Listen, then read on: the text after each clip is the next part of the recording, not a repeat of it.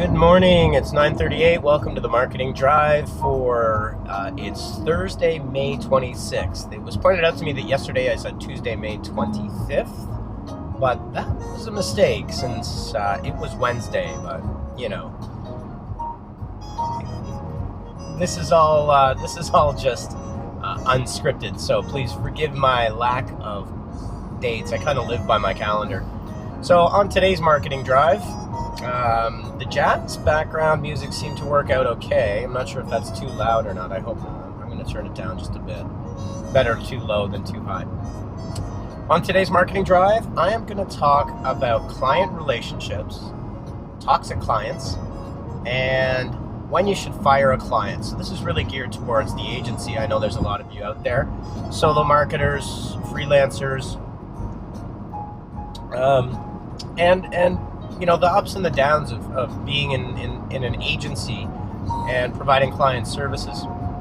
So there are times, all of our clients at Honeypot Marketing are in fact long-term clients. We very rarely, and we actually do this strategically, we very rarely go for, you know, one-off campaign.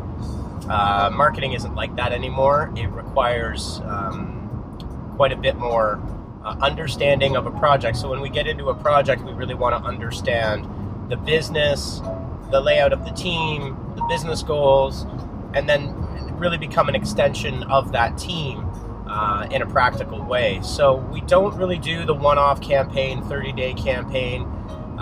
We have done them at various points, but yeah, in general, we develop long-term client relationships. So this happens on occasion.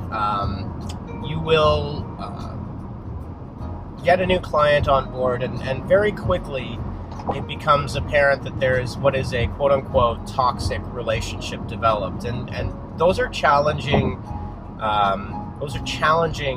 situations for a couple of reasons. One, nobody likes to be surrounded by that level of negative energy.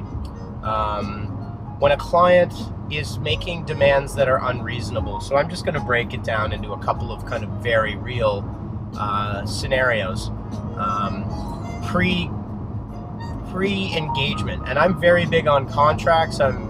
This has come from some very hard lessons learned in the past. You need paperwork. You need a good contract. Good contracts make good friends. Clarity in the terms of that contract, so everybody's on the same page. What we do is we use Harvest.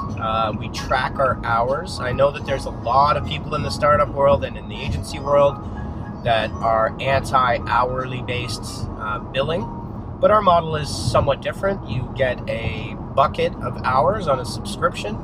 We can then apply those to all of the, I think there's 15 or so different types of services we provide. And then that gets drawn down very much in a retainer format. So as a bootstrapped, quote unquote, and really did kind of start out as a startup agency, cash flow and revenue are extremely important to your survival. It's not a cute thing. It's not a funny thing. It's not philosophical. You know, you need bread in the cupboard and you need the lights on and the water running. So we certainly do not provide terms out of the gate. We have strong contracts, and we have a very strong kind of client onboarding process that we try to stick to, so it's very clear up front what's being done, when it's being done, and when it's being delivered. On top of that, we do what we call agile marketing, so we break down our sprints into 1 or 2 week sprints, do a retrospective at the end of that sprint, and then move on to the next. So it's very clarified what's being delivered and what's being done. So the scenario that I wanted to kind of circle back on was the client has not engaged. You maybe have had a number of back and forths with them. You've learned about their business. You've spent a significant amount of time with them, and very quickly they're making demands prior to a contract being signed. This is actually a very real example that happened, in fact, this week with us. And what we did was we kind of stepped back from the business. We took a pass and said, thank you very much, but no thank you. We feel that you're, being somewhat unreasonable here, and we simply need a contract in order to proceed forward.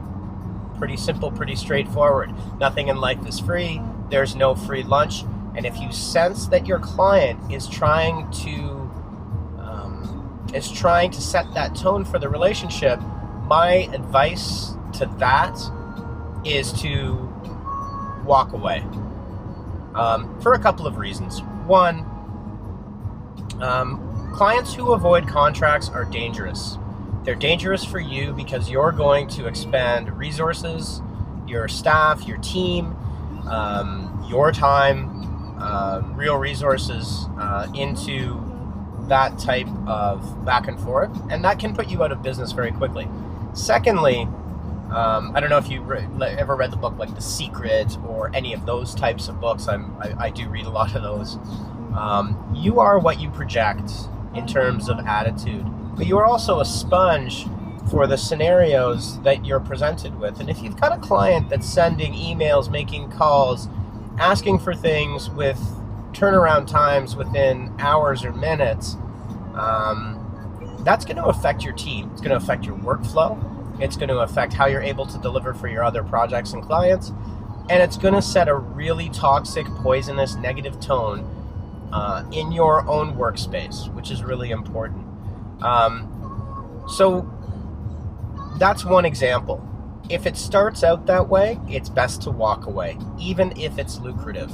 And in fact, especially if it's a lucrative contract. The money itself is not the only qualifier you should be using when you're deciding what it is that you're going to be working on. A client like that will suck the resources, life, and energy out of you and your team, and have kind of a halo effect on everything else that it is that you do. So that's scenario one. Scenario two is a positive relationship that has become quote unquote toxic. Now this one I like to handle with a slightly different approach. People are under pressure all the time. Month ends, quarter ends are always, and year ends especially, can be extremely stressful times for anybody in a workplace. Doesn't matter who you are, what the size of the business is. When this happens and you start to get cagey, potentially rude, definitely last minute, an unreasonable request, there's a couple of techniques I like to use. One is a fast response time.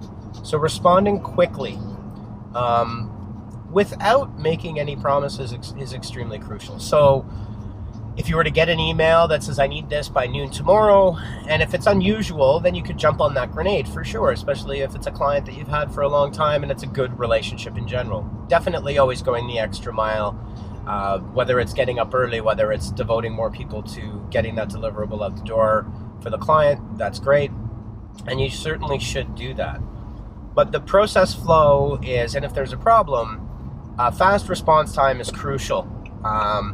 And the response should be, thanks for the note, we're on top of it, we'll let you know as soon as we can, whatever that resolution might be. It might be trying to update CPA level, it might be new creative, it might be meeting a deadline, it could be anything. The second thing to do is to identify what the source of the negativity or stress might be. I'll call it stress rather than negativity because it's not necessarily that.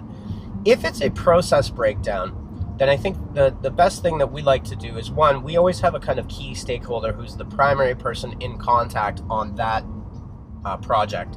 That person is not necessarily the person doing everything, but it certainly clarifies who the main point of contact is, who should be talked to, and that individual is tasked with identifying the roadblocks. So there's a little bit of a scrum in there, like a scrum master, if you're familiar with that. Have them identify, is it a process breakdown? Because if it's a process breakdown, that's a bigger issue than a mistake. The good thing about that is a process breakdown clarifies where we can improve. So the first email is, yes, we're on it. The second is identify if it's a process breakdown, if it's an error or mistake, or if it's a misunderstanding. That's usually the three, those are the three categories.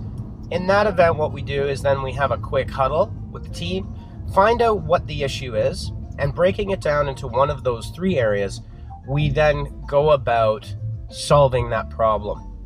And again, these are with fast response times. The worst thing that you can do in that scenario is ignore.